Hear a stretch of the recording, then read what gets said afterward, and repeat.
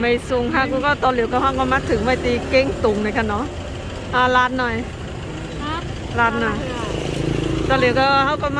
มาถึงเก้งตุงแล้วเขาก็มาแวะกินของเลยค่ะว่าให้แวะกินอากินเดินได้ค่ะว่าเนาะกันในก็ติเป็นแสงอากินค่ะกูก็เขาติก็แวะกินอากินก่อนเลยค่ะไปเมากับตัวอยากกินกันมีอย่างไรอยากกินนานแล้วโอ้ยเนี่ยโอ้ยอยากกินนานแล้วเอาว่าใครกินถึงนะเอากินก็ได้น่ากินมากเลยอ่ะตีนไก่ด้านในหูจังแง่อะไรเนี่ยหมักเขือยาวก็มีนะอ๋อหมักเขือยาวหมักเขือยาวเอ้นี่ข้างในก็มีอ้าวผมกินน่ะอย่างคำกินน่ะอันนี้เป็นเนื้อไก่ค่ะคุณก็นี่คืออะไรไอ้นี่มันเชงไงมีพักหนูนี่คือเอียงไอ้อันนี้ไงหมูอะ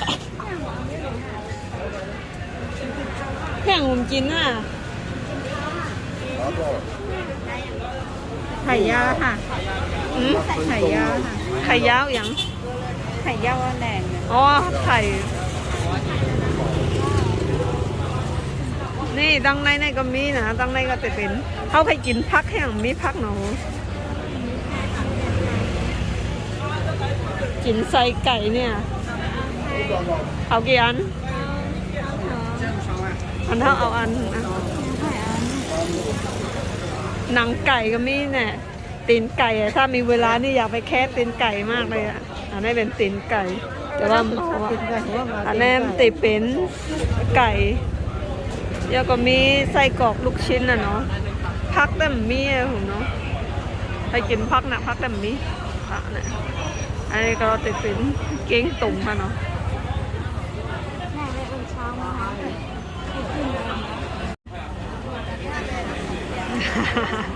โอเคเดี๋ยวย้อนก่อนเลยก่อนนะกูก็เอาแค่2 อันเหรอก็ตอนนั้นชิ้นใหญ่โอ้ยไม่สวยหรอพอแล้วสวยแล้วไม่หูเตะเอาอะไรแพงอ่ะเอาแพงไงเขาเตะอะไรกว่ายางพร้อมกันอันเมื่อกี้เขาจ่ายแพงนะเอาหน้าไงอันไหนไม่ก็กันไหนหับเขาได้หับปากได้2 ปากอ๋อก็7 ปากจ่ายกลางก่อนนะแต่ว่าเตะกว่ายางก็เหมือนเมื่อกี้นะเมื่อกี้เขาสั่งไว้อ่ะถ้ากลางงั้นถ้ากลางน้ำอย่างเงี้ยอันนี้2 ไม้อันนี้ตูตูนะเท่าไหร่7 ปากนะเนาะมากันในมันยามาลาหินเห็นก็มีพักว่ะก็มาสั่งกันในมาลาหินป้อยเห็นก็มาซื้อกันในแล้วในมาตัวเขายางหรอน่ากินไหมนั่นนี่จ่ายตังค์เขากันใน7 ปากจ่ายอ่ะเขาจ่ายเยอะเหมือนกันเนี่ยมี10โอ้เยอะมากเลยโอ้กิน5 ปากเท่าไหร่แล้วว่าใครลืมไว้ให้หลังแล้วว่า10 บาท10 บาทอ่ะก็5 ปากก็แค่นี่5 บาทเองนะยังไม่ถึงอย่างแค่ปากมันแค่5เห็น7 ปากได้หูแล้วทำนี้จะเขาต่อไปเหรออันนี้เขาย่างไว้น่ากินมากเลยอ่ะอันนี้เขาย่างดูดิเขาจับแบบปึ๊บปั๊บเลยทำนี้แค่5 ปากเอากระเป๋าเข้าไปกันนะหนุ่มตุ้ยบ้านอ่ะโอเคนะคะได้มาหันก็ได้เห็นมาลาหินมาสั่งนี่มาอ่ะโชว์หน่อยมากินแค่วันอีกแอปนึงวันเล่นหูร้ายเนาะนั่งดีด้วยกินได้ยังไงเดี๋ยวคนเป็นนักเก็บตีเดียววันนี้ทุกวันแม่นั่งคำเนี่ยอดอยู่เดียวอดคนทางดีด้วยเป็นเก็บกลางหน้าเริงๆนะกินน้ำน้ำอ่ะนี่ไม่กินน้ำไอ้ใส่เขาในมิ้นใหม่เดี๋ยวนะเอาไม่เดี๋ยวนะใส่แล้วก็2 ทุ่มมาหรือกันเหรอข้าวมาได้จานกันนี่เมื่อกี้คือ5 หันถึงสั่งวันไหนนี่เห็นกันได้ที่ทุ่มครึ่งเนี่ยมาต่างในต้นเสียงหวานกันนั้นนะหวานสั่งข้าวบุ้งวางอยู่เยอะกันเนี่ยข้าววางข้าวห้องนั่งทำกว่าวันไหนที่แผลนี่เลย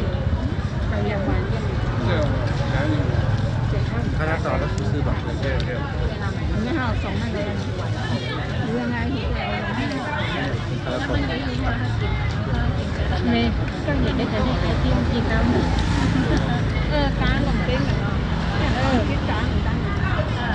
แต่ว่าดังเลยเขาคิดการแล้วหาที่ว่าไม่กินจ่ายเงินหัวมันเขาลืม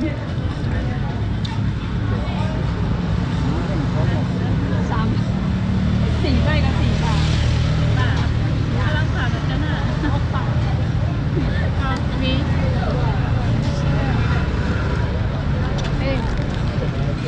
โอ้ได้มากอันนี้ก็แทงซิปไหมไอ้กินอะไรค่ะมันก็ของหมูเนี่ยของนี้น้องเป็นบ้าของนี้น้องเป็นบ้าของหมูว่ะอะไรอ่ะโอ้นี่ไหนเขาเฮ็ดเล่นเฮ้ยก็แรงเลยนะแค่ไหนเก็บเท่าไหร่กินตับเนี่ยนะ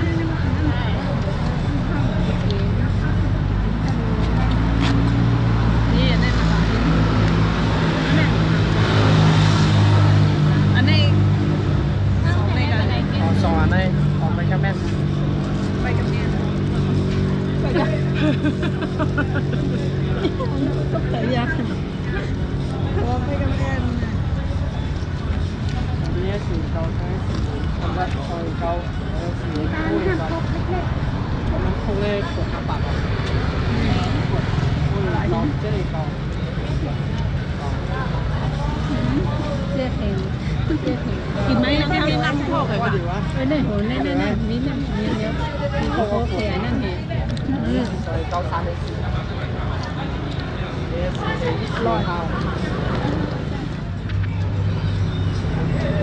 นี่น้ำพดกดผิวมากเลยอ่ะน่ารักมากเลยเล็กนิดเดียวเองไอ้ก็เท่ากับ5 บาท5 บาทก็5 บาทก็5 บาทอิ่มยังเป็นเด็กกันหมดชื่อค่ะเป็นเซอร์มือสองตัวนึงเพียง เกี่ยวจะอะไรก็ได้แหละ เซอร์มือสองในกำลังกินข้าวเนี่ย ทั่วกินข้าวกินเนี่ยเสียอะไรก็คำในก็นอนดีเก้งสูงค่ะเนาะมือผูกก็เตะออกมือเต็มเจ้าแต่ว่านอนกันเลยแต่ก่อนไปที่น้องเขาเตะเจ้าก้าเขาเตะอ่อนกว่าแค่มันกันเลยก็นอนกันนะโอ้ยกินแค่นิดเดียวทำไมคางเราออกเลยอ่ะนี่เราอาบตั้งแต่เมื่อวานแล้วเหรอเพิ่งรู้แล้วเนี่ย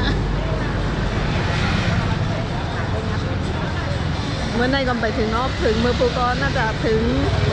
เมื่อถึงน้ำสาก็ตอนเที่ยงด้วยในค่ะเนาะเยาก็พวกกว่าถึงตอนที่ก็หมอกกลางค่ำค่ะเนาะกูก็แต่ว่าไปทุบบ่อเขากว่าเกิดหรือชาขุ่นด้วยในก็อาจจะถึงเนาะถึงลายมองก็เมื่อไหร่ก็มือนั่นค่ะเนาะกูก็รีบมือลอยอันนี้ก็ไปเจ้าก้าเขากินเจ้าก้าเขาก็ไปกินยาไปแบบแล้วก็กำเขาก็คืนโลดแต่ก็ขับเตะออนเท่ากว่านอนอะไรค่ะเนาะ